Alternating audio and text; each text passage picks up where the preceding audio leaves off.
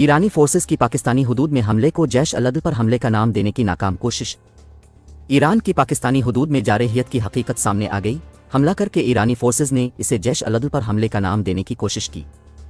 Iran की तरफ से 16 जनवरी को तमाम बैन अल-अक़वामी क़वानीन की खिलाफ वर्जी करते हुए पाकिस्तान की मिला इश्तिआल फ़िज़ाई हुदूद की खिलाफ वर्जी करके मासूम लोगों को निशाना बनाया गया और पाकिस्तान की खुद मुख्तारी और सालमियत पर यह हमला ईरान की तरफ से जारहियत का कायला सबूत है, जिसे छुपाने के लिए जैश अल-अदल की फेक और झूठी स्टेटमेंट्स का सहारा लिया गया। हमले के फौरी बाद IRGC ने इस हमले का जवाब पैदा करने के लिए जैश अल-अदल से मंसूब एक व्हाट्सएप बयान इशू किया ताकि ये बयानिया बनाया जा सके कि यह हमला वाकई जैश अल-अदल के कैंप पर हुआ है। लेकिन पाकिस्तान का रिएक्शन देखकर ईरान को अपने इस गलत और बेतक हरकत का अंदाज़ा हो गया।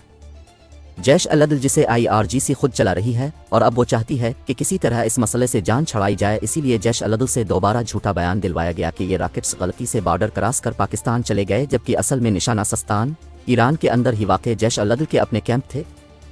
ये बात इंतहाई मुज़क्क़ाखेज़ है कि एक दहशतगर्द तंजीम खुद IRGC की तरफ से फायर किए जाने वाले रॉकेट्स गलती से बॉर्डर क्रॉस करने की वजाहतें दे रही है। इससे साफ पता चलता है कि ये जैश अल-अदल से मंसूब अकाउंट्स IRGC और ईरानी इंटेलिजेंस खुद चला रही है।